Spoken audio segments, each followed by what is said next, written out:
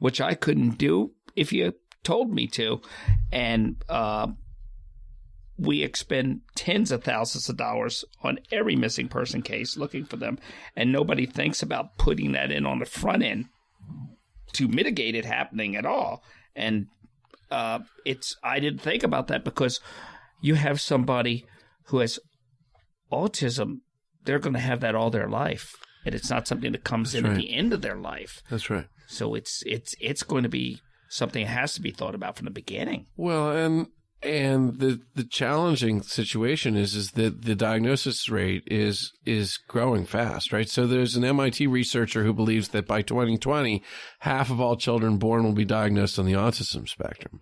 Well, okay, that's just, as that population ages, that becomes a real material number as far as providing basic social services.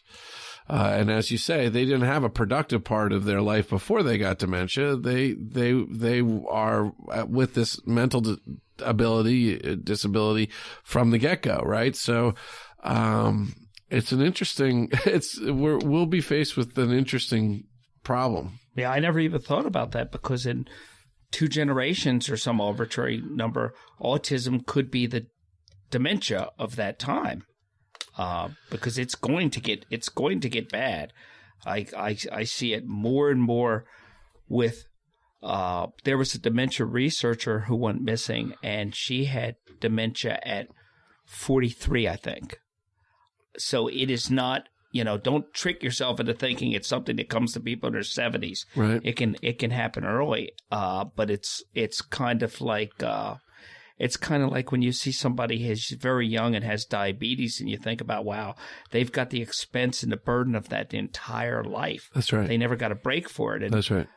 It's the same thing with autism, and there's no physical limitation on health. It doesn't impact health. So you can be a functional person health-wise that lives to be whatever age you're going to be.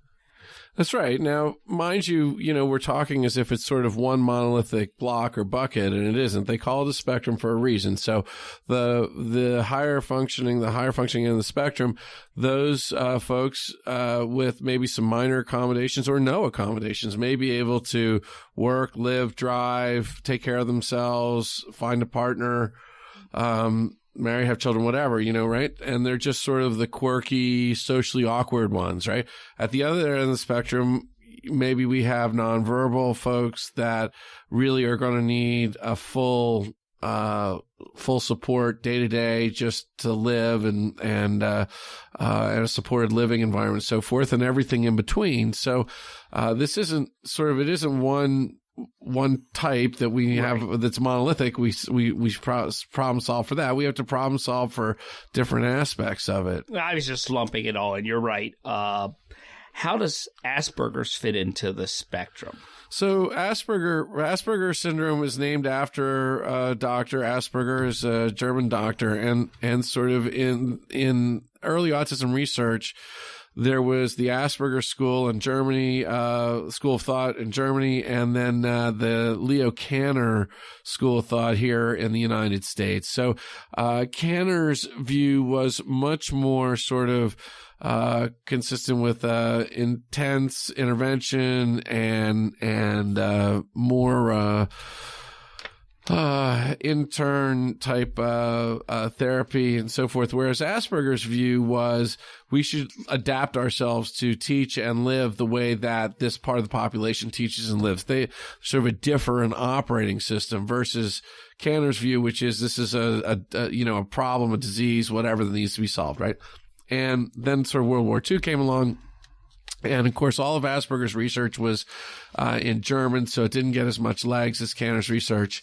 And so Asperger's syndrome sort of was a separate diagnosis for what we now consider the high functioning end of the autism spectrum. So, and now it's gone away as a discrete diagnosis. Some people still call the higher functioning folks with autism Asperger's. They've become somewhat synonymous, but that's kind of the history and what that means. So an Asperger's person probably can manage on their own, with some support. What are signs of someone with Asperger's? Well, I think sort of they're socially awkward. You can tell that they might miss basic social cues, less eye contact, potentially maybe some stimulatory or sensory type issues, like the way they react strongly to loud sounds or whatever. But mostly, that social awkwardness is the big clue. You just described like most of the people I know. It's funny because when that came out, a bunch of my friends and I talked about, well, that's a lot of us a lot of the time, and not in a bad way, but right. It really is. And it's something I had this, there's a little, I don't know if you've seen it. There's these toys for people with ADD. And yeah, the ADHD. Fidget toys. The little cubes you're thinking of that's been so popular lately. Well, this was like... That was the Kickstarter, by the way. Oh, yeah. The Kickstarter problem I had is when you put in for something and you want to support it, when you're 3 or 4 months past its date when it's supposed to be coming out and you're not getting updates, all of a sudden you're not as supportive. I've got one project I supported. It was like, do you want your money back? And it's like, no, I want it to come to fruition, but just update me. Right. And they seem to be, we have a problem with Kickstarter and missing person cases where it's GoFundMe, actually. It's GoFundMe, yeah. It's GoFundMe, where people are crowdfunding secondary rescue operations that the family is not a part of and not benefiting from. Right. So I can go out and start something and say, save TOPHER WARDS. Right. And you look and see a Kickstarter about you online, and it gets very confusing. I gave one of those, not the thing you're thinking of. It's this thing here. And again, I'm doing something visual on the radio. It's basically 2 chains from a bike link and 2 key rings together. Oh, yeah. You've seen that? Oh, yeah. Yeah. Sure enough. Yep. Looks like, 2 chains, 2 links and 2 key rings. Yep. I gave that to a buddy of mine. Look at that. Who has something that hinders him from focusing. Right. And initially, he took it and he was a little insulted. Well, what are you saying? Well, I said, nothing. I'm just saying, give it a try. See if it helps you. I bite my nails. Everybody does something. 5 minutes later, he's sitting there with his hands down and he's going, this thing is helping. Yeah. So my own son is what's often known in the autism world as a sensory kid. So a lot of us have restless leg syndrome at night, or have experienced that restless leg thing, or that thing where you got your leg bouncing under your chair or whatever. And so our nervous systems, I think, even people that are perfectly well adjusted have sometimes have that need for some kind of a sensory inputs. The sensory piece of it's out of whack, right? And I think that Kirby, my son, sometimes deals with that throughout his whole body, his whole nervous system. I can just look at him and go, you know what? He is totally lit up. So one of the things that you'll find in many autism families' backyard is a trampoline, right? Because these kids need a way to deal with this overwhelming sensory sort of waves of sensory energy and feedback. And after a while, I think that maybe gets a little worse, certainly during the periods of puberty and so forth. We have all these chemicals floating around and going on or whatever. But as adults, then they still need a way to manage that. And these fidgets, as they call them, like the one that you just showed me with the 2 chain links, or the little cube that is going around, are great, are pretty cool, people. And this is what is great about the whole Kickstarter crowdfunding community is that regular people who have a good idea are able to fund it. And yeah, a lot of them fail because they don't understand the complexity to bring it to market, but a lot of them succeed. And it's kind of cool to see, to return the power. It doesn't have to be Hasbro toys that invent something cool. It can be Mark thought up this cool fidget. Right. No, it really is. And I just, I think that if something that simple can help somebody, and I watched it worked on a grown adult, I watched it just make him focus again.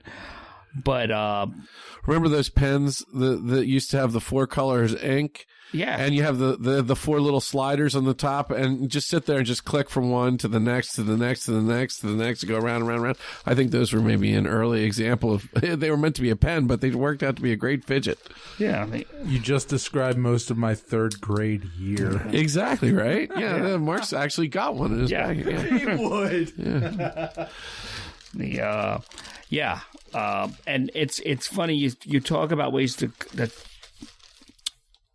people are dealing with it. I see people talking about dementia, and I think about, well, was that around 50 years ago or whatever? And I think about my cousin who recently passed away who called it old-timers disease instead of Alzheimer's.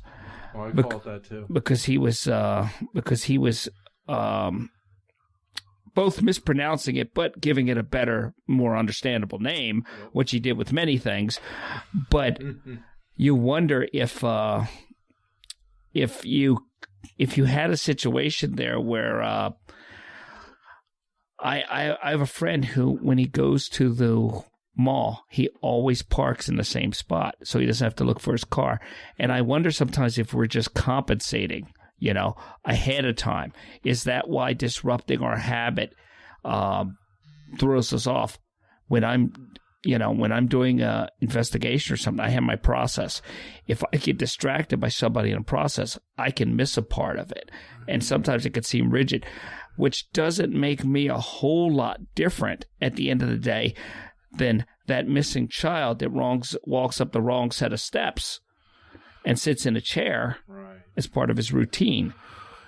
Yeah, I mean, I think there are maybe some differences, but I understand where you're coming from there. I read a wonderful, a fascinating book that was based on many generations of studies now. I think they're up to 10, 15, 20 of adults and children, growing up, same people, right? And it's called, I think it's called The Secret Life of the Adult Brain. So, and they address the idea that when you were young, you could always remember where you put your keys. So you didn't need that routine about where to park your car. But when you're old, you can't remember, why did I come into this room? But there are actually other things that your brain can do that it could never have done when you were younger and could remember where everything is. So your brain's, most people identify that as a loss of brain function, but it's actually what they've identified is actually a change. Right. Now, that's a typical brain. Now, autism, dementia, so forth, and certainly coping mechanisms and routine becomes one of those, are mimicked in both cases. But I think they're very different reasons in the case of dementia or a some kind of neurological disorder versus just the adult brain processing differently. I've been trying to remember. I had a question for you, and Magic Device made me remember it. If you're an emergency responder and you come across, is it safe to say universally that loud sounds are disruptive to people with autism? I don't know that you could say it's universal. Again, it's a spectrum, but it's a safe bet. It's a safe bet, right? I mean, this is the whole. You're better off assuming that the loud sounds are a problem than not. Because let's say because a lot of people listen to the show are emergency services people. You're a police officer, you're a firefighter, you're an EMT, you're a search person. There's an emergency. The parent is incapacitated, and you have to deal with the child who has autism. What are some tips that you would give them? I think that'd be very important.